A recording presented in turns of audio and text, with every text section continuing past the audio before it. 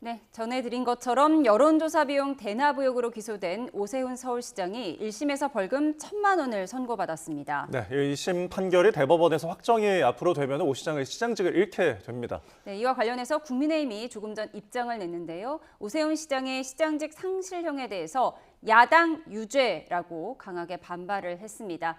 사법부의 독립성과 공정성에 깊은 의문이라고 밝혔고요.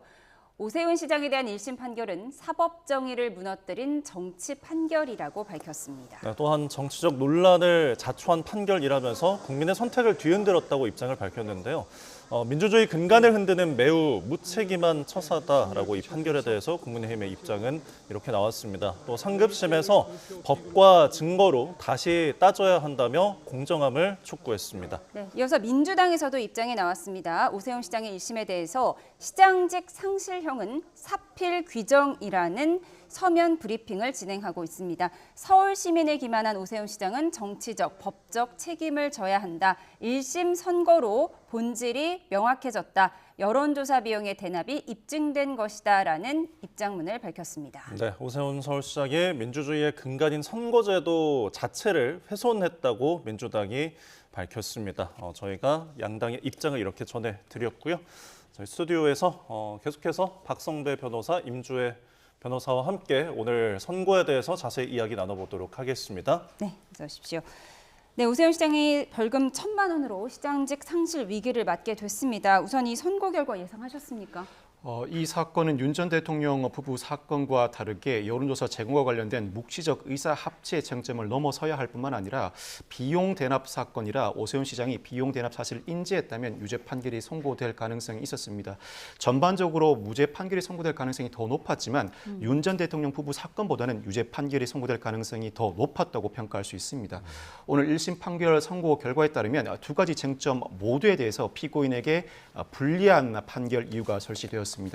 여론조사 제공과 관련해서도 묵시적 의사합치가 존재했을 뿐만 아니라 비용 대납에 대해서도 오세훈 시장의 묵인 내지는 지시가 있었다는 취지의 판시가 이어졌습니다. 상당히 상세한 판결 이유가 판결문에 담길 것으로 보이는데 항소심에서는 각 국면에 대해서 치열한 법리 공방과 사실관계를 둔 다툼이 이어질 것으로 전망됩니다. 네, 판결문이 또 나오면은 이 부분에 대해서 자세한 분석이 좀 이어질 텐데 일단은 이 사건의 시작은 명태균 씨의 이제 진술에서 시작이 된 거잖아요. 이 진술들을 믿을 수 있느냐 없느냐였는데 결국은 재판부는 좀 과장과 허위가 있지만 이 정황들이 좀 객관적으로 맞는다라고 판단을 한 것 같습니다. 그렇습니다. 말씀 주신 것처럼요. 명태균 씨는요. 지금 여러 재판에 동시다발적으로 등장하는 주요 인물입니다. 이와 관련해서 윤석열 전 대통령의 최근 재판에서는 유죄가 인정이 되었고요. 이와 반면에 김건희 씨의 재판에서는 또 무죄가 항소심까지는 인정이 되었습니다.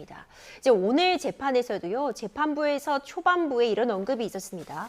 여러 가지 명태균 씨의 진술이나 증언 가운데 모두 다 신빙성이 높은 것은 아니지만 일부 객관적인 정황 증거들과 부합하는 부분도 있다라는 취지의 언급이 있었습니다.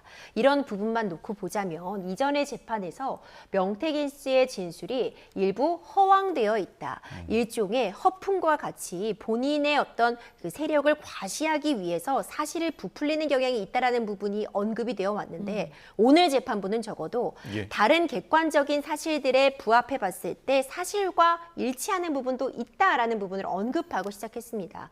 아마 그 부분이 오늘 유죄를 선고하는 데 있어서 어떤 재판부의 좀 사전의 힌트가 아니었나 생각이 되고요.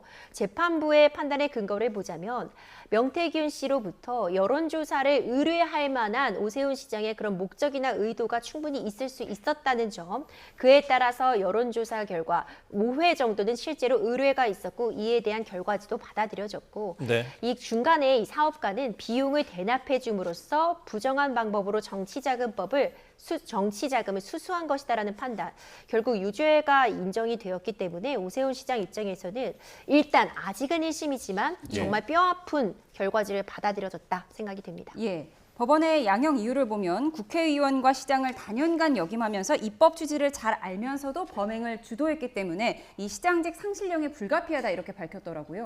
이 사건은 정치자금법 위반 사건 중에서도 그 금액을 비교적 명확하게 산출할 수 있는 사건입니다. 여론조사 제공 자체가 정치 자금이 아니라 비용 대납 금액 자체가 정치 자금입니다. 이에 따라서 이 사건은 윤 전 대통령 부부 사건과 다르게 정치 자금을 받는 주체는 오세훈 시장이고 정치 자금을 주는 주체는 명태균 씨가 아니라 김한정 씨입니다. 이에 따라서 오세훈 시장에게는 벌금 1,000만 원이 선고되었고 그 실무자라고 할 수 있는 강철원 부시장에게는 300만 원이 선고된 반면에 정치자금 제공자인 김한정 씨에게는 그보다 높은 벌금 500만 원이 선고되었습니다. 법조인 출신이고 정치자금법이 정하지 않는 방식으로 비용 대납의 형태로 정치자금을 기부받았을 뿐만 아니라 후원회라 하더라도 후원의 기부 한도를 초과하는 금액을 지급받은 만큼 엄벌이 불가피하다는 취지로 반시를 했습니다. 사실 이 사건과 같은 정치자금법 위반 사건 비용 대납의 형태라고 하더라도 그 금액에 비춰보면 유죄가 선고되는 이상 당연퇴직 사유인 벌금 100만 원 이상의 선고는 불가피한 상황입니다. 항소심에서도 오세훈 시장이 무죄 판결을 끌어내지 않는 이상은 당연퇴직형이 그대로 유지될 가능성이 높습니다. 알겠습니다.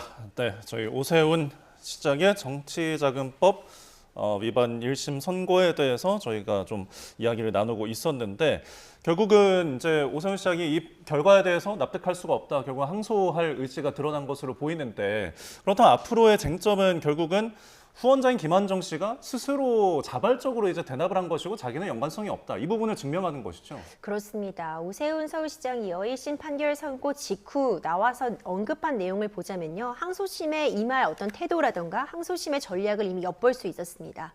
모두 무죄가 나오는 것이 맞을 것이다 라고 강력하게 이야기를 했습니다. 그리고 1심에서 유죄의 근거가 된 부분은 명태균 씨의 어떤 개인적인 의견, 진술에 의존한 판단이었다라는 부분을 언급한 걸 비추어 보면 2심에서도 1심과 마찬가지로 이와 관련해서 김한정 씨가 개인적으로 의뢰하고 그에 대한 비용을 낸 것일 뿐 본인은 전혀 연관된 바가 없다라는 취지의 주장 계속하리라고 봅니다. 다만 1심에서요. 이미 5번의 여론조사에 대한 그 의뢰 공표에 대해서 유죄가 인정된 만큼 이 5번 모두를 무죄로 만들어야 된다는 굉장히 좀 부담이 가는 위치에 있는 부분도 맞습니다. 그렇다면 아마도 항소심에서는요. 이건 김한정 씨가 개인적으로 의뢰한 것이지 본인이 직접 어떤 지시한 내역 같은 부분은 구체적인 물증은 없다라는 부분을 다시 한번 강조하리라고 보고요. 명태균 씨에 대한 증인 신문을 추가로 함으로써 또 새로운 진술 같은 부분을 또 이끌어내려는 시도도 하지 않을까 이런 생각이 들고 소극적으로 이제 방어하는 위치가 아니라요. 적극적으로 1심 판단을 공격해서 깨부셔야 되는 입장입니다. 항소심에 임하는 그 자세 역시도 소극적인 방어, 저는 몰랐어요 취지가 아니라 알 수도 없었고 저건 저쪽에서 알아서 벌인 일이라는 점을 좀 공격적으로 입증하기 위해 심혈을 기울일 것이라 예측됩니다. 알겠습니다. 자, 2심이 이루어진다면 앞으로의 쟁점들까지 전망까지 짚어봤습니다. 저희 지금까지 임주혜 변호사, 박성배 변호사와 함께했습니다. 장시간 고생하셨습니다. 고맙습니다. 감사합니다.